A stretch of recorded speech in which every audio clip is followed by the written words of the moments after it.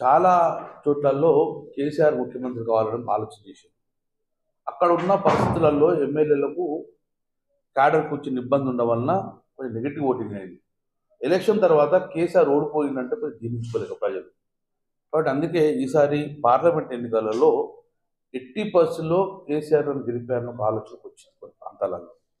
కరీంనగర్కి వచ్చే వారికి డెఫినెట్గా మాకు బీజేపీకి పోటీ ఉంటుంది. కాంగ్రెస్ ఇక్కడ 80% పోటీ ఇవ్వదు కూడా. ఇప్పటికీ కాంగ్రెస్ అభ్యర్థి కూడా తెలిసే పరిస్థితి లేదు. కాబట్టి 100కు 100% కరీంనగర్ పార్లమెంట్కి వచ్చేవారికి ఒకసారి మా వినోద్ కుమార్ గారు ఉన్నప్పుడు అద్భుతమైన నిధులు తీసుకొచ్చింది కాబట్టి, తర్వాత నిధులు రాలేదు కాబట్టి మళ్ళీ నిధులు వచ్చే అవకాశం ఉన్నది. కాబట్టి వినోద్ కుమార్కు మాకు ఉంటుందని చెప్పేసి మేము మంచి స్ట్రాంగ్ పోటీస్తే గెలిచే అవకాశం ఉంటుంది. సో కరీంనగర్లో రేపు రాబోయే రిజల్ట్ చూసుకొని బీజేపీ వర్సెస్ బీఆర్ఎస్ సీరియస్ మాట్లాడటం అవకాశాలు మాత్రమే పెట్టుకోవచ్చు. అంటే ముఖ్యంగా సెంట్రల్లో బీజేపీ ఉన్నది, ఇక్కడ స్టేట్ లో కాంగ్రెస్ ఉన్నది. రెండింటికి కాకుండా బీఆర్ఎస్ ఎందుకు వేయాలని చెప్పేసి ఓటర్ భావిస్తే అట్లాంటి అవకాశాలు ఉంటాయి కదా. ఇప్పుడు 2014 సంవత్సరంలో కూడా అక్కడ మోడీ ప్రభుత్వం ఏర్పడ్డది. అప్పుడు వినోద్ కుమార్ గెలిచింది, ఇక్కడ మనది గెలిచి. అప్పుడు మీకు బీజేపీ పార్టీ ఓటు వేయలేదు.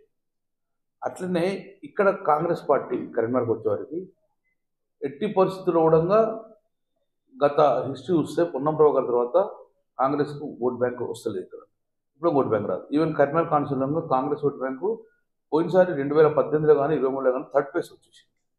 సో అంతకుముందు కాంగ్రెస్ కరీంనగర్లో గెలిచిన చరిత్ర లేదు. ఎంఎస్ఆర్ కూడా గెలిచింది ఎప్పుడు with the help of the TRS తోటే గెలిచింది తప్ప. కానీ కాంగ్రెస్ పార్టీ డైరెక్ట్ గెలిచింది మాత్రం నాకు తెలిసే ప్రకారము కాంగ్రెస్ పార్టీ నేరుగా ఎవరితోటి గుర్తు పెట్టుకోకుండా గెలిచింది కరీంనగర్ లేదు. ఇప్పుడు నల్లమాచుకొండ ఉన్నప్పుడు గెలిచింది. నల్లమాచుకొండ గెలిచిన తర్వాత కాంగ్రెస్ పార్టీ సింగిల్ గెలిచింది ఎప్పుడు లేదు. ఒక్కసారి ఎంఎస్ఆర్ గెలిచారు, అది కూడా టీఆర్ఎస్ పార్టీతో గెలిచారు. అప్పుడు కాంగ్రెస్ గెలిచారు. అందుకే కాంగ్రెస్కు ఎక్కువ శాతం కరీంనగర్ కాన్స్టిట్యూన్సీ ఉంది. ఆ ప్రభావితం ఎట్లా ఎదుర్కొంటుంది. ఇప్పుడు మాకు 3 ఎమ్మెల్యేలు ఉన్నాం కాబట్టి మేము ప్రభావితం చేస్తాం. డెఫినెట్గా మాకు అవకాశం ఉన్నది, మేము పోటీ చేస్తాం. ఎంపీ ఎన్నికల తర్వాత తెలంగాణ రాష్ట్రంలో ఎలాంటి రాజకీయ పరిణామాలు ఉంటాయి? ఎందుకంటే బండి సంజయ్ ఈ మధ్యలో కామెంట్ చేసింది, లోక్సభ ఎన్నికల తర్వాత ఏ క్షణమైనా కానీ ఇప్పటికే కోర్టులు ఉన్నారు, కేసీఆర్ కోర్టు కాంగ్రెస్ పార్టీలో ఉన్నారు, ప్రభుత్వం పూర్తి చేసే అవకాశం ఉంది. మాకు తెలిసిన ప్రకారం అయితే ప్రజలచే ఏర్పడ్డ ప్రభుత్వము కాంగ్రెస్. మాకు కూల్చాలని ఉద్దేశం లేదు, 80% లేదు. ప్రజా తీర్పు శిరసావహించే బాధ్యత మా అందరినీ ఉండేది. కాంగ్రెస్ పార్టీ పరిస్థితి తెలుసు, దేశం మొత్తం కూడా ఎట్లా మారుతూ ఉంటాయో. వాళ్ళు కొట్లాడుకుని బయటకు తెప్పదేం కాదు, కానీ మేము కూర్చో ఆలోచన లేదు. వాళ్ళు విడిపోయి వాళ్ళు కొట్లాడుకొని వాళ్ళకు అంతర్గత యుద్ధంలో కాంగ్రెస్ పార్టీకి అంతర్గతం ఉంటుంది. ఆ రకంగా బయటకు వస్తే కానీ మాకు మెయిన్గా పోయి తీర్చే ఉద్దేశం మాకు లేదు.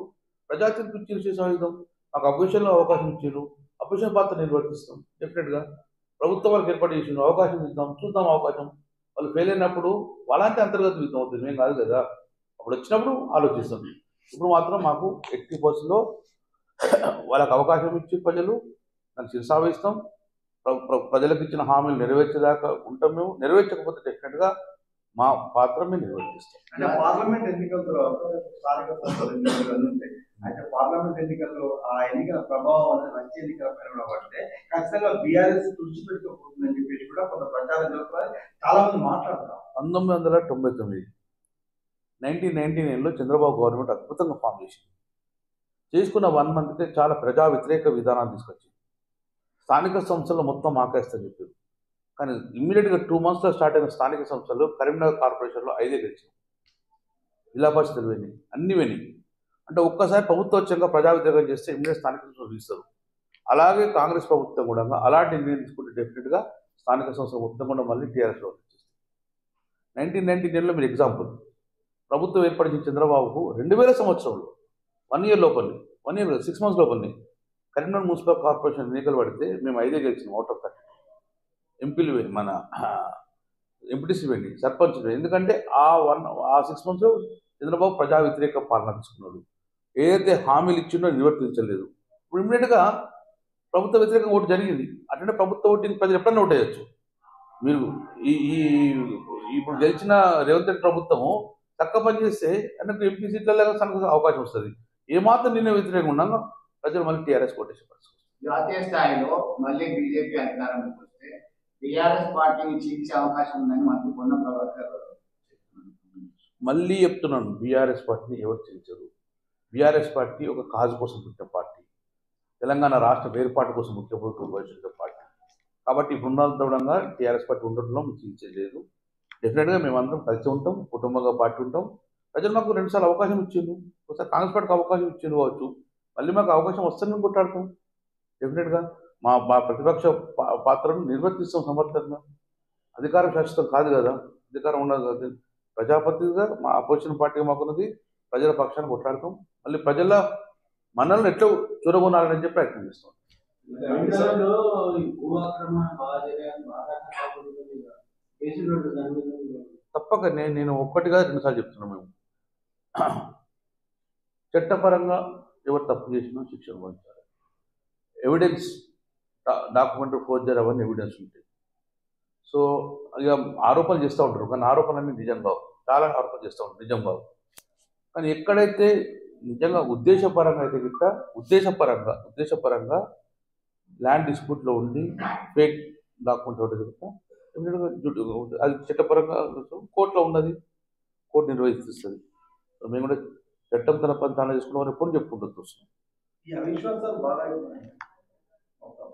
ఎట్లా ఎక్కడి నుంచో కాదు, కరీంనగర్ కాన్స్టిట్యూన్సీలో మాత్రం ఇక్కడ అవిశ్వాసాలు జరగవు. కరీంనగర్ కార్పొరేషన్లో 60 మంది కార్పొరేటర్ ఉండడం, అవిశ్వాస తీర్మానం అంటే 45 కావాలి. So it's not possible. So మా కార్పొరేటర్ అందరం డెఫినెట్గా రాత్రి సమావేశం ఏర్పాటు చేసుకున్నాం. మా కార్పొరేటర్ ఒక ధైర్యం, భరోసా ఉంటుంది.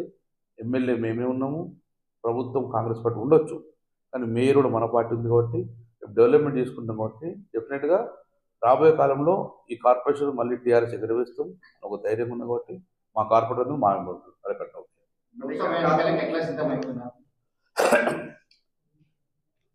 45 రోజులు అయిపోయింది ఇప్పటికీ కాంగ్రెస్ ప్రభుత్వం ఏర్పాటు చేసి. డెవలప్మెంట్ ఆగిపోయింది, పెండింగ్ వర్క్స్ ఆగిపోయినాయి, ప్రజలు ఒక అసహనం స్టార్ట్ అయిపోయింది. కాబట్టి మేము ప్రజల పక్షాన్ని ఉండాలని చెప్పేసి ఫస్ట్ కరీంనగర్ కాన్స్టిట్యూన్సీ మీటింగ్ పెట్టుకుంటున్నాం. తర్వాత పార్లమెంట్ 24వ తారీఖు నాడు పార్లమెంట్ ఎన్నికలకు సమాయత్తం కోసం సోషల్ మీడియా స్టార్ట్ చేస్తున్నాం. మా క్యాడర్ను మేము సమాయత్తం చేస్తాం. క్యాడర్లలో ఒక ప్రభుత్వం పోయిందన్న ఒక నిరాశ ఉన్నారు, దాన్ని డెఫినెట్గా మేమందరం మనోధైర్యం ఇవ్వాలి. మేమందరం ఉన్న కుటుంబ సభ్యులుగా వాళ్ళకు ధైర్యం చెప్తాం. ప్రజలకు వస్తే ధైర్యం ఉంటే ఇంకా రెట్టింపుతో పనిచేస్తారు మా క్యాడర్. కాబట్టి 24 సోషల్ మీడియా ద్వారా, రేపు 21వ తారీఖు నాడు మా కాన్స్టిట్యూన్సీ మీటింగ్ ద్వారా ప్రజలు మనందరం కలుసుకొని మళ్ళీ ఈ కుటుంబం మళ్ళీ ముందుకెళ్ళే ప్రయత్నం చేస్తాం. ఎన్నికల కోసం సమాయత్తం అవుతాం. ఈ పార్లమెంట్ ఎన్నికలలో డెఫినెట్గా మళ్ళీ మా క్యాడర్ ఛార్జ్ చేసుకొని ఎన్నికలకు సిద్ధమవుతాం. గెలిచే అవకాశాలు ఉన్నాం కాబట్టి మేము పాటిస్తాం. కార్పొరేటర్లు కాంగ్రెస్ పార్టీలో పిలుస్తున్నారు, వాళ్ళు జంపు జిల్లాని అయ్యే అవకాశం ఉన్నది. కాబట్టి నిన్న అభద్రతా భావంతో ఈ మీటింగ్ ఏర్పాటు చేశారు. అభద్రత ఏముంది? నేను ఎమ్మెల్యే అయినప్పటి నుంచి, మంత్రి అయినప్పటి నుంచి ప్రతి 6 నెలల కోసం సమావేశం ఏర్పాటు చేస్తాను. కార్పొరేటర్ తోటి డిన్నర్ మీటింగ్ పెట్టుకుంటాం, మేము రెగ్యులర్ మీటింగ్ పెట్టుకుంటాం, కాన్ఫరెన్స్ మీటింగ్ పెట్టుకుంటాం. అందులో బాగానే పెట్టుకున్నాం. ఎలక్షన్ తర్వాత మా కార్పొరేటర్ అద్భుతంగా పనిచేసింది. టౌన్లో 67,000 ఓట్లు వచ్చింది. ఇంత వ్యతిరేక గాలిలో కూడా హెడ్ క్వార్టర్లు అన్నీ ఓడిపోయినాయి, ఒక నేను తప్ప అందరూ ఓడిపోయింది. సో మా కార్పొరేషన్లో ఉన్న కార్పొరేటర్ గారు మా క్యాడర్ పనిచేసి కాబట్టి 67,000 ఓట్లు వచ్చింది. కొత్త చెప్పుకున్నాం, మా బాధ్యత అందరం ఏర్పాటు చేసుకున్నాం. అందరు కార్పొరేటర్లు వచ్చింది. ఒకరిద్దరు రాకపోతే వాళ్ళ పర్సనల్ అవసరం ఉంటుంది, కానీ అందరు కార్పొరేటర్ వచ్చింది. అందరం కూడా ఒకవైపు ఉన్నామని భావిస్తాం.